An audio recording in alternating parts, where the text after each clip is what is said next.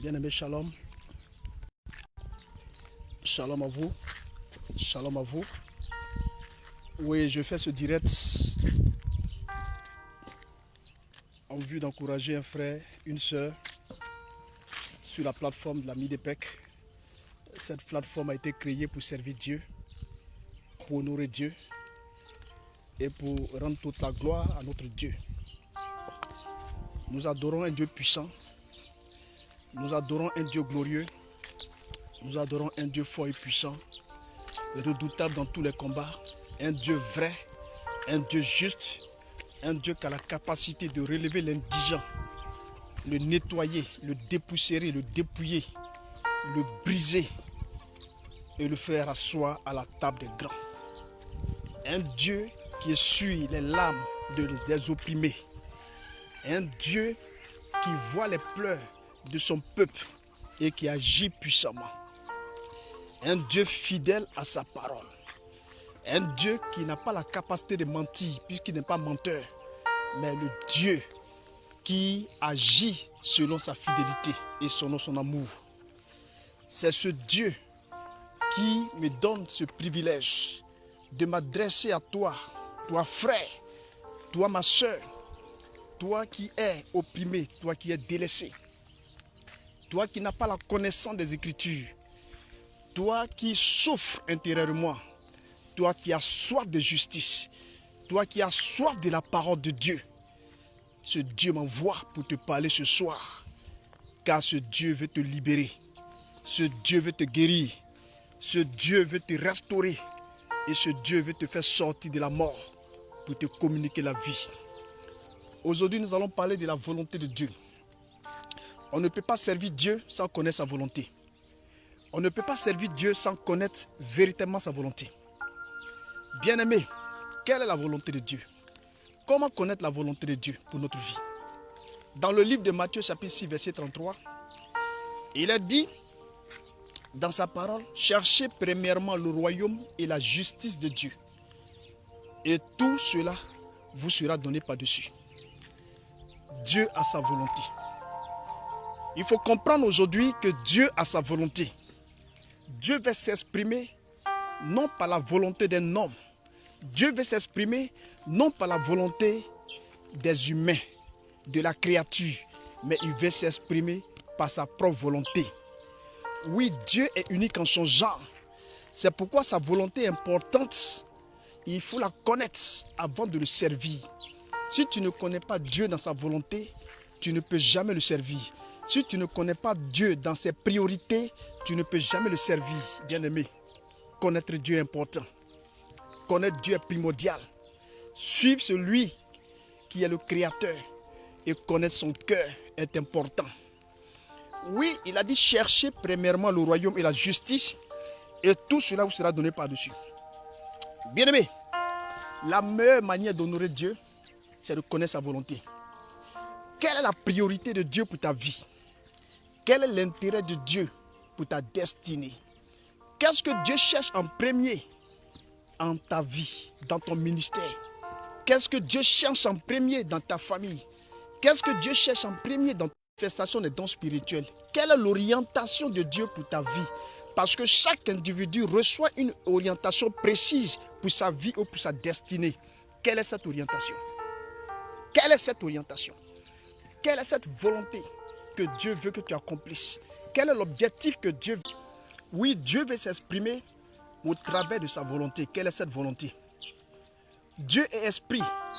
Et celui qui doit le saisir en esprit et en vérité. Pour que la volonté de Dieu s'exprime dans ta vie, il faut que tu le saisisses en esprit. Il faut que tu saisisses sa parole en esprit et en vérité. Parce que Dieu est esprit. Et lorsqu'il veut te parler, il te parle en esprit.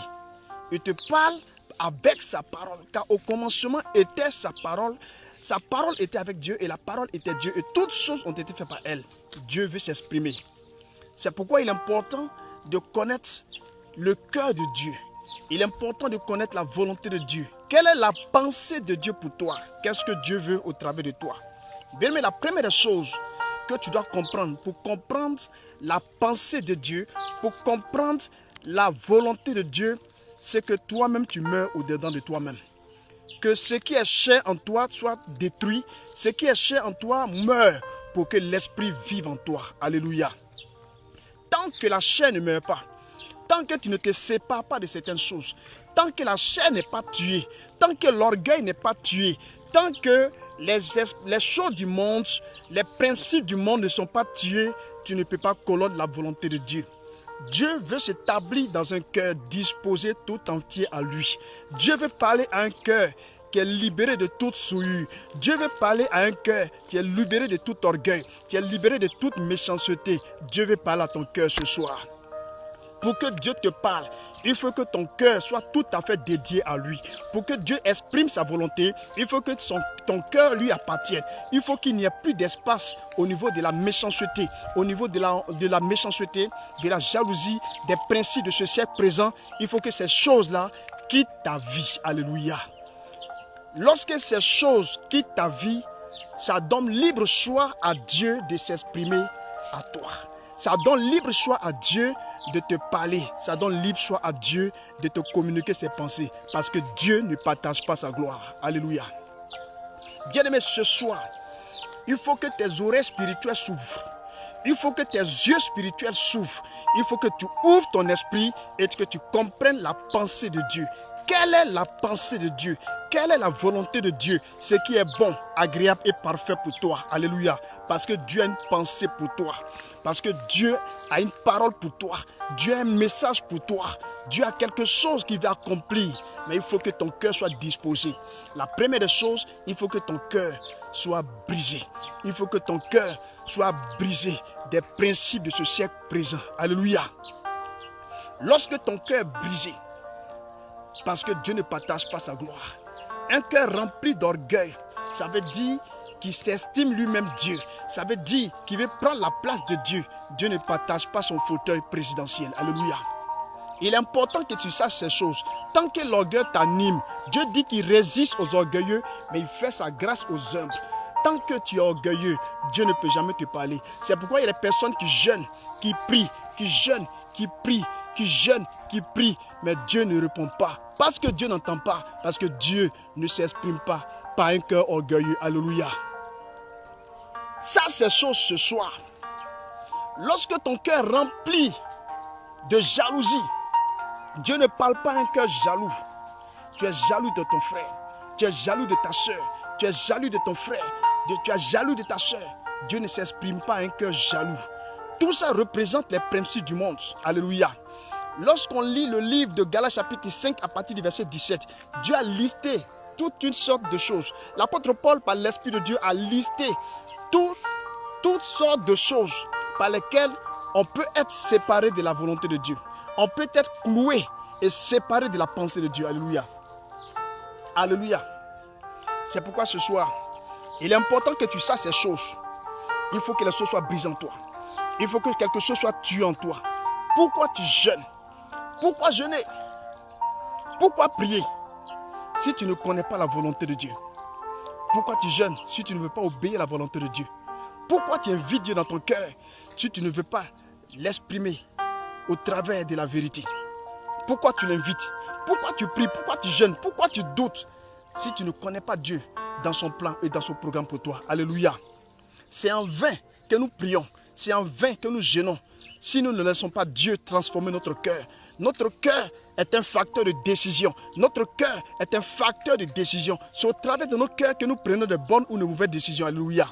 Laissez ce cœur transformé par le Saint-Esprit de Dieu, afin que Dieu s'exprime librement dans notre cœur, afin que Dieu s'exprime fortement, puissamment dans notre cœur, et que nous voyons les résultats escomptés de notre obéissance à Dieu. Nous avons besoin d'être obéissants à Dieu. Nous avons besoin de marcher dans la pensée de Dieu, et nous avons besoin de marcher en humilité. Soumets-toi à Dieu et il va te lever. Alléluia.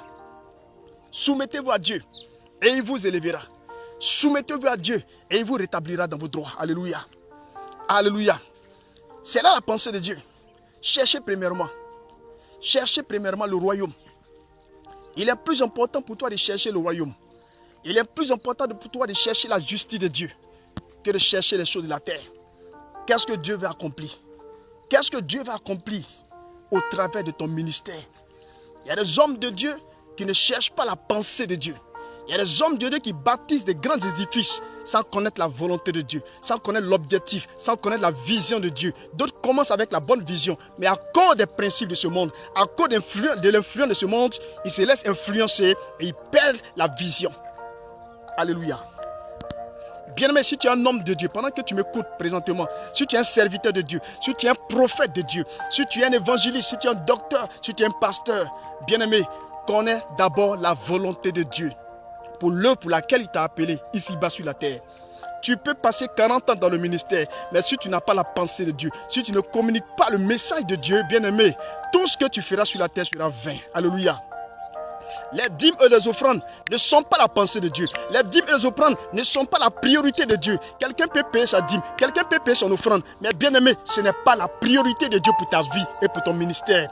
Arrête de courir derrière les fidèles pour les dîmes. Arrête de courir derrière les fidèles pour les offrandes. Cherche d'abord à rétablir la volonté, ta communication avec le Seigneur. Cherche d'abord à rétablir la qualité de ta relation avec Dieu. Alléluia.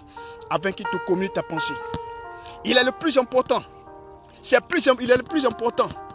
La pensée de Dieu. La pensée de Dieu. La pensée de Dieu. Lorsque tu n'as pas encore été appelé, lorsque Dieu ne t'a pas encore donné le mandat d'être une œuvre, bien-aimé, attends le temps de Dieu. Attends le temps de Dieu. Attends le temps de Dieu.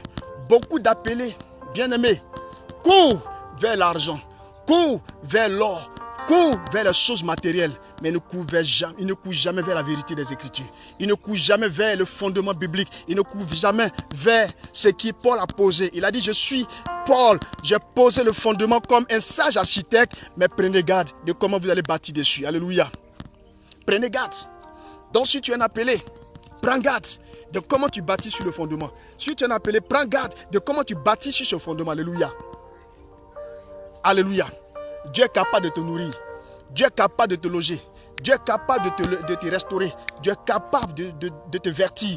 Dieu est capable de susciter des corbeaux pour ton ministère. Dieu est capable de le faire. Il n'y a rien sur cette terre que Dieu n'est pas capable de le faire. Bien-aimé, seulement connaissons sa pensée. Seulement connaissons sa volonté. Il dit cherchez premièrement le royaume. Bien-aimé, à quoi sert de gagner tout le monde entier? À quoi sert de gagner tous ces privilèges dans ce monde si tu perds ton âme? Si tu perds ton âme, à quoi va servir cette richesse de la terre? À quoi va servir ces maisons que tu as bâties par le ministère? À quoi va servir toutes ces voitures que tu payes dans le ministère si tu perds ton âme? Alléluia. Connaisse la volonté de Dieu. La volonté de Dieu, c'est de gagner plus d'âmes pour le ciel. La volonté de Dieu, c'est de gagner plus d'âmes pour le ciel, pour le royaume, pour la nouvelle Jérusalem. C'est ça la volonté de Dieu. Et cette volonté, il la tient dans son cœur. Elle est la prunelle de tes yeux. Dieu parle à son peuple. Dieu parle à son peuple, mais personne n'y prend garde. Dieu parle à des serviteurs, mais personne n'y prend garde. C'est la volonté de Dieu pour sa vie. C'est la volonté de Dieu pour ta destinée. Gagner des âmes. Gagner des âmes. Gagner des âmes pour le royaume. Une âme qui est gagnée pour le royaume. La Bible dit que les anges dansent dans le ciel. C'est pourquoi il est important d'avoir les yeux fixés sur Jésus-Christ. C'est pourquoi il est important d'avoir les yeux fixés sur le Maître que d'avoir les yeux fixés sur les choses matérielles. Alléluia. Alléluia. Dieu veut que son royaume soit rempli. Le royaume des cieux n'est pas accessible à tous. Tu peux avoir une grande église, mais est-ce que le royaume est accessible à toi? Je ne suis pas contre les gens qui ont de grandes assemblées. Je ne suis pas contre. Mais est-ce que, présentement, pendant que je parle, est-ce que le royaume est accessible à toi? Est-ce que ton âme est sauvée? Est-ce que tu diriges le peuple vers le vrai pâturage? Est-ce que tu diriges le peuple vers la vérité? Parce que le Seigneur dit, vous connaîtrez la vérité et la vérité vous affranchira. Il y a la vérité que vous ne dites pas au peuple parce que ça le blesse à cause des dîmes et des offrandes. Alléluia. Dites la vérité au peuple. Dites la vérité au peuple par la puissance de la parole de Dieu. Et la parole de Dieu va les relever. La parole de Dieu va briser les verrous de fer dans leur vie. Alléluia. Même si quelqu'un quitte ton église, dis-lui la vérité dans l'amour du Seigneur. Alléluia. Ce soir, j'aimerais encore saluer toutes ces personnes, Seigneur Jésus-Christ. Et j'aimerais bénir leur vie pour tout ce qu'ils font avec dévouement, avec amour et fidélité. Et tous ceux qui sont tombés, tous ceux qui ont été brisés, tous ceux qui sont découragés, j'aimerais dire au Seigneur de les relever, de relever l'indigent, de relever l'estropié, de relever celui qui est à l'eau de bar, afin qu'il fasse à toi la toile de roi à Jérusalem avec le roi David. Alléluia. Et je prie que Dieu te bénisse ce soir. Je prie que Dieu te rétablisse ce soir. Je prie que Dieu te donne ce que ton cœur désire. Je bénis la vie de mon frère Mads du Canada. Je bénis la vie de ma soeur Viviane, qui est présentement malade, qui a besoin de soutien financier, qui a besoin d'argent, qui a besoin de la prière pour une opération au niveau de la respiration. Elle a un problème de respiration. Et je prie que le Seigneur suscite des personnes pour la bénir. Alléluia. Je prie que des personnes suscitent des personnes pour la bénir. Elle fait partie du groupe de Share Christianity. Elle fait partie du groupe de Share Christianity. Et je prie que Dieu la connaisse à des personnes ressources pour bénir sa vie. Que Dieu vous bénisse. Que Dieu vous bénisse. Shalom à vous. Shalom à vous. Bisous à vous. Que Dieu vous bénisse. Au nom de Jésus-Christ. Amen.